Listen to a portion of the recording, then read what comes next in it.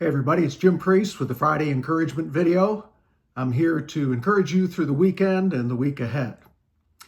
And today I thought I would take a chapter out of the book that I wrote last year, Leadership is an Inside Job.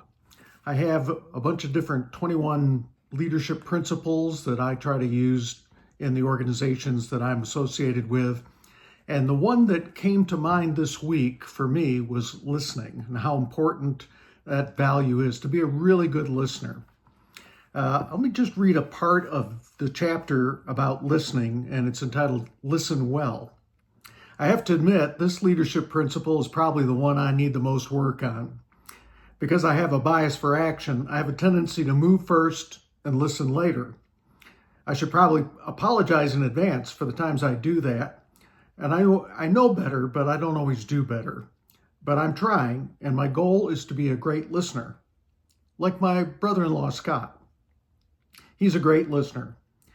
He doesn't just stay quiet, he leans forward, and he nods his head when you're talking. He asks questions that make you feel like he's there and he's really listening. He wants to know more about what you just said. He asks questions like, how did that make you feel? When I grow up, I want to be like Scott. Actually, I'd like to be like him right now. So have you ever been listened to really well? It felt great, didn't it?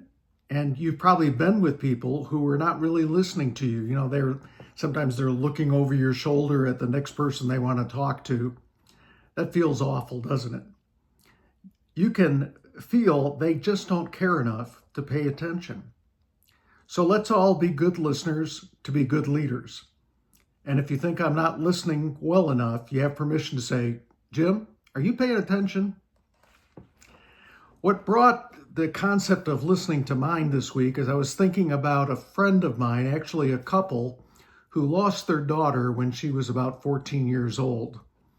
I had spoken at a church meeting where that young lady had sung just a few days earlier, and suddenly in the middle of the night, she was suddenly taken over by sickness, and she died during the night in her mother's lap. It was such a tragedy, and I was friends, fairly close friends with both of the parents, and I wanted to do something, but I didn't know what to do. I ended up taking some food over to them. You know, that's sometimes the best we can do. And for some reason, I just decided I'm just going to sit with the dad. I'm just going to sit down. He was in an easy chair as greeting people as they came in the house with food and greetings and that sort of thing. And I just decided I'm just going to sit here on the floor and be with him. I didn't know what to say, and so I didn't say hardly anything. I would get him something if he asked for it. I was there to listen to him if he wanted to say something. I felt like I wasn't doing very much.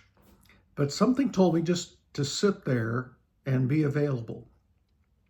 Later, weeks later, when I was talking with him, he said, you know, it was so meaningful what you did. And I was like, what did I do? He said, you just sat with me and you were there to listen. And I wish I could say I did it intentionally, but I really was quiet because I didn't know what else to say, but it gave me kind of an aha moment. And I decided a lot of times you don't need to have great words of wisdom. In fact, many times people who are suffering and in pain don't want words of wisdom, but they would love for you just to listen, just to be there, not to judge them, but just to give them a listening session like my brother-in-law, Scott, where you lean forward and you might ask a question, but you make sure that they feel you're there for them. So that's my encouragement to you this week. I hope somebody listens well to you, and I hope that you can be a good listener to somebody who needs encouragement. Have a great week ahead.